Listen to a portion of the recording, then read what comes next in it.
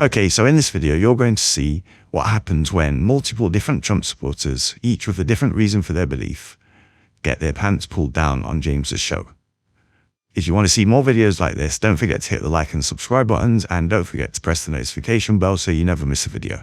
James, cards on the table, Brexit here, loving Trump's work, and... What's your favourite bit? Well, all of it, but I think what you... No, your favourite bit. What's the thing he's done that you love the most? You said you've bumped into Boris yourself. Go on, mate. I just asked you a question. You said cards on the table. You said cards on the table, but you're not letting me look at your cards. That's an odd way of playing. Because I want to just cut to the chase. Boris... No, cards on the table. What's the thing Trump's done that you love the most? Because he is a man of his word. What's he done that you love the most? Pardon? What's he done that you love the most? You said, I'm loving his work. So what's the act of... Because he's a politician who tends to, unlike here, do what he says. Yeah, so what's he done? Well, what's the thing he's done? What's the act of work he's done? I'm not in tune with the American politics. Cards on the table, I love his work. Give me one example of the work that you love. Over to you, Alex. Balls of steel. Okay? No, you're going to have to answer it before we carry on, because it's cards on the table, Alex. It's your own words, mate. Because he's very much like Boris. He's a cad, he's a rogue, he's always... No, but we know all that. You said you love his work. You said cards on the table, I love his work. So show me one card. They're on the table, Alex. What I'm trying to say to you is he's a politician, but he's not the normal politician. Cards on the table, Alex. Just show me one of those cards that you said in that really upbeat way. Cards on the table, James. I love his work. So show me one card. James. One card. James. One card. Some people voted Brexit, others didn't. And one card, Alex. Carry on. One card. I'm not with you, James. One card. I'm not with you, James. I'm trying to just... I love his work. Cards on the table. Give me one example of the work that you love. So much work, because James... So much work. So much work. It'll be really easy to give me one example. No. Everybody in London voted for him, remember? Nobody in London voted for Donald Trump. Give me one example of the work he's done that you love, Alex. People voted for Boris, remember? Cards on the table, Alex. Cards on the table, Alex. Show me a card. I'm just not that in tune with American politics to give you a definite answer, but I'm trying to say to you, right, Boris, so when you said cards on the table, what you meant was, I don't even know whether I'm playing Snap or poker. No, I'm trying to say to you, Boris, you have to embrace what he is, and people voted for him right or wrong. He is a bit of a clown, he's everything you said he is, and I think he orchestrated this leakage. I think a friend of that recorded that. It was all done on purpose and construed to make a lot of media interest and chaos talking about Boris. And remember, when he went on the Marr show talking about Nazanin Zaghari-Ratcliffe, he inadvertently spilled the beans of his MI6, MI5 briefings. No, he didn't know now. So, you see, not only have you made a complete cretin of yourself, you've also just libelled the Foreign Secretary. Why not? Everyone else does. No, mate. You see, cards on the table, Alex. You're a clown. On Trump, and I know what I talk about. He's the only politician that actually does what he said when he did in his campaign. What's he done that he said he was going to do? Well, he said he was going to build a border. Has he built a wall? He hasn't built it yet. Right, so what's he done that he said he was going to do? He's bringing in protected things to protect the American steel industry. He's doing what? He's trying to bring in the tariffs. Tariffs and you've seen that Harley Davidson is moving production out of America as a result of the tariff battle. Yes, I saw that in today's paper. Did he say that was going to happen in the election? No, he didn't. Right, so it's the wall that hasn't been built yet, and the tariffs that are seeing American manufacturers move out of America. I'm not a fan of Trump. Don't come on and tell me he's the only politician that delivers in his what he said he was going to deliver in his campaign. Did he say anything about becoming the world's child catcher in chief? Can you remember him saying that during the campaign? No. No, me neither. Trump, I'm indifferent to him. He does lie, but he stops the worst alternative, and he frustrates the worst alternative. I'd include you in that. Okay. So it sounds a little bit childish, but I think people, they do need to step back and think, why do I feel the way that I do? A lot of it is social conditioning, and it is a chance to kick the other side, and I think it is. But then we're back to football. Why are we on different sides? I would stick up for your wife when she was being attacked by racists. Well, so would I. Well, I know you would. So why are we on? Why do you think we're on different sides then? Because of the way you've been socially, the way you've been brought up, the people you met, the people who've influenced you, etc. The same with me, you know. No, I'm anti-racist, and you've got an Asian wife. So what are the two sides you're talking about? left and the right, I would say. I mean, to me... I don't know what that means, really, because, you know, I'm probably more critical of Jeremy Corbyn at the moment than I am of anybody in the Conservative Party. So what about the points-based system for immigration? To me, that's common sense. What's that to you? It can be common sense, but it doesn't really stand up to scrutiny in the context of the economic impact of immigration. And of course, we could already have introduced rules regarding what financial means and what work you had in place before we left the European Union. So that for me, is a red herring, but I don't mean that to be dismissive. It just doesn't actually, under proper scrutiny, make sense. And Australia has a points-based immigration, and people like your wife would be subjected to even more racism there than they could potentially be here. But I understand why you use the word sides, and I understand why you reach for left and right. Yep. But I don't know who you think is on the other side when it comes to sticking up for people like your wife. I think it's people with What about that Breaking Point poster, which was supposed to make us frightened of people coming here from the Middle East, regardless of whether they had any right to be here or not? Which side were you on with that? With people coming to... I disagree with it. One of the things What, with the poster?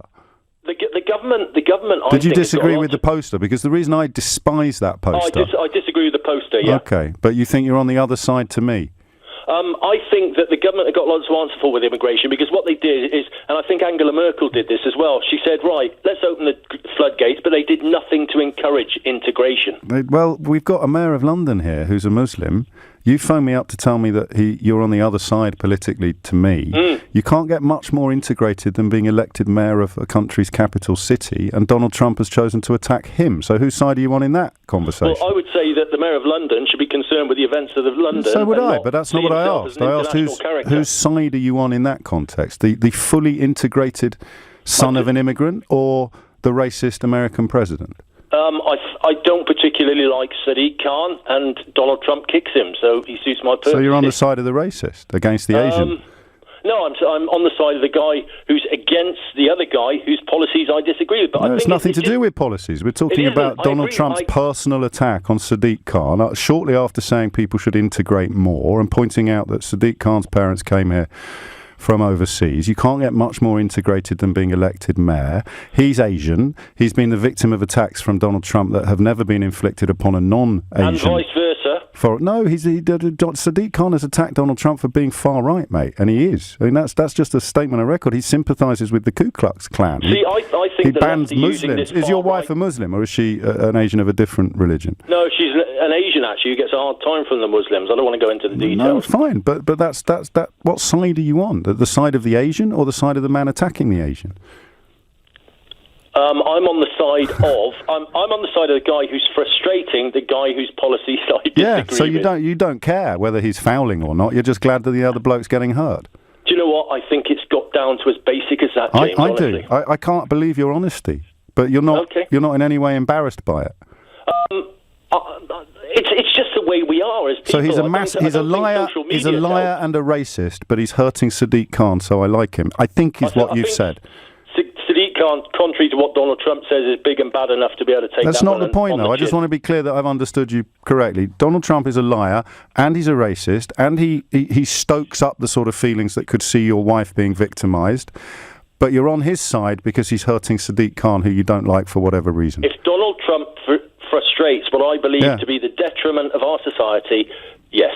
And the detriment of our society is people not integrating, which is why you don't like Sadiq Khan, who got himself elected mayor of our capital city. Sadiq Khan is Labour, and he doesn't understand basic economics. Looking at the performance of Labour governments over the years, it would be disastrous. You're jumping around again, aren't you? Not really. Well, you are, because we're talking about the words that you've said. Why do you like Donald Trump in the context of a battle with Sadiq? I didn't say I like Donald Trump. All right, you talked about but you talked about sides. Yeah, I do.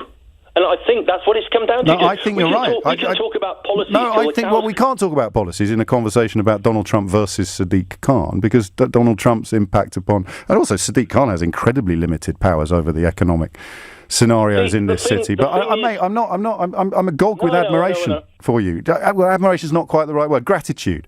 Because you were the holy grail caller I was looking for, and your honesty is really, really refreshing. But it scares the hell out of me. Just died. I don't think it's racist what he said to the four ladies in Congress there, in any way, shape or form. They're all Americans. And he's just pointing out that their disruptive activities, I mean, they're hardline socialists, mate. They're left-wing extremists. And they're trying to change American politics from within. And he's just pointing that out. And what's he trying to do when he took over from Barack Obama? Was he trying to carry on doing politics exactly the same as Obama did, or was he trying to change it from within? Well, Obama didn't successfully change it from within, so it's not a trick question. Did Donald Trump seek to carry on conducting politics in America in a fashion identical to his predecessor, or did he seek to change it from within by becoming president? I know it's not a trick question, and I'll say exactly what I just said again. Obama didn't change American society like he wanted to, so Donald Trump is just re-establishing American capitalism. Pardon? You heard. Donald Trump is re-establishing American capitalism. 51 months of consecutive growth, all of which began with Obama. No, Obama's taking credit for growth. That's absolute hogwash, and you know it. Stuart, can you count? Mate, you are in sympathy with these ladies in Congress who are trying to transform the country Stuart, you're into on a the socialist radio. country. Don't interrupt me, mate. Don't interrupt me. You are on the side of these women because you would favour socialist society, a left-wing society as well. Go on, mate. I'm not interrupting you. I'm waiting for you to say something sensible. No, you just can't come back with anything. Mate, you're in sympathy with these women, and Name so them. Name them. The media. Name them. Well, AOC, for a start. What does that stand for? Alexandria Occasional Cortex. No. So you know all about their politics, you don't even know their names, and you're on national radio having your pants pulled down. Alexandria Ocasio-Cortez, Omar, Presley. Mate, you've got your phone out. You've got your phone out now. Yes, You've come on national radio, claiming that you know everything about their policy. So, which policy do you think most demonstrates their socialist tendencies, Stuart? High taxes beyond all belief, and ploughing that money into public services. Mate, you can't have high taxes under socialism because everybody earns the same. So let's try again. Which policy do you think best espouses their socialist tendencies? No, everyone earns the same after the socialist template's successful, which means destroying the middle class. So they don't want socialism, then they want high taxes for high earners. Are you telling me those women don't want socialism in America? Stuart, I'm telling you, you don't even know their names. Stuart, you don't even know their names. Did you just say? Did you just say fifth column? I knew you'd ask me. Yes, but you looked it up on your phone. Stop interrupting. Yes, sorry, Stuart. Carry on. Right, I knew you'd ask me their names because you couldn't come back with anything. So I looked on the screen on my phone. Yes. Why didn't you know their names before you rang in? Because I just looked them up and researched them, mate, and I know exactly what. Why didn't you know their names before you rang in? If you know everything about their politics, why do you think? Theoretically, why do you think you might not know their names, but you know what they stand for politically? Mate, I got their names up on the webpage. That's not what I asked. That's not what I knew you were going to ask me their names because you couldn't come back with a valid argument. I already have. I've asked you to name one socialist policy that they support. High tax. That's not socialism. It is socialism. Okay, Stuart. What do you think socialism means? Socialism is an ideology. You subscribe to it. What does it mean? It's never been proved to work. What does it mean, Stuart? For the record, I'm not a socialist, but tell me. Here we go again. Look, mate, I'm in support of Donald Trump. Yeah, I know you are. Comments are, and you like the racism, but what do you think? What do you think socialism means? Look, you're not going to Wikipedia me out of this argument, mate. I don't need to. I know what it means. Tell me what you think it means. I didn't say the word. You did. What does it mean? It means collapse. And you know it. And you subscribe to it. Go on. And it will never work. Socialism means collapse. You know it. Socialism means collapse. Yes. Do you want to say something? Do you want to expand on that, Stuart, at all? Well, the socialist policies, mate, have never been proved to work. So name a socialist policy, Stuart. We're back round the other side of the circle now. You can't define what it means, and you can't name a single socialist policy. What are you so angry about? Well, I'm trying to actually speak, mate. You're just constantly interrupting me and getting me to name things, right? Yes, like a socialist policy or the meaning of socialism. So this is what happens, you see. I know. A left-wing media commentator will not let someone speak when their opinion is against theirs. What does socialism mean? You can't have an opinion about socialism if you don't know what it means. So what does it mean? To me, personally? No, you silly sausage. To everybody, not to you personally. Right, socialism is an ideology. It's a political system, and it does not work. What does it mean? What does it mean? Look, James, I phoned in support of Donald Trump. I know. His comments aren't racist. Those women are... What does socialism mean? America. Stuart, what does socialism mean? So this is what happens, you see. You get someone into a dead end. Socialism, I don't know the Wikipedia... You know, you're trying to get me Wikipedia me to death here. No, just any meaning at all, Stuart. I didn't mention the word. It's 12 o'clock. I've been doing this topic for an hour. No one said socialism except you. What does it mean? No, everyone that's phoned in has more or less been in support of the 4th columners there in America. What does socialism mean, Stuart? Right, to all your listeners, okay, as they are listening and nodding their head, the ones that are supporting what I'm saying is, socialism is a template that the 4 ladies in Congress are trying to bring into America. It doesn't work. Stuart doesn't know what it means.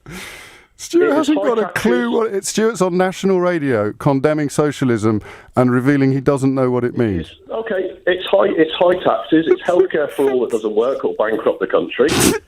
It is attacking big business.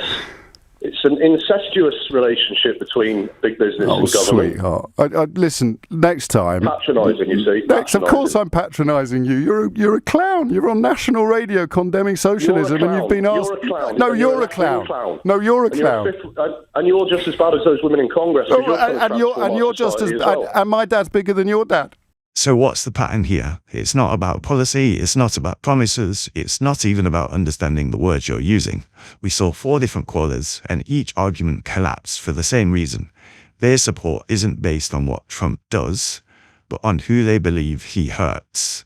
It's pure, unadulterated, political tribalism.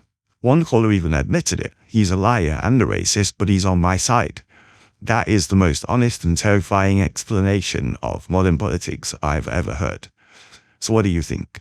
What was the most revealing moment from these calls? Let me know in the comments below, and if you enjoyed this breakdown, make sure you hit the like and subscribe buttons for more, and don't forget to press the notification bell so you never miss a video. Thanks for watching.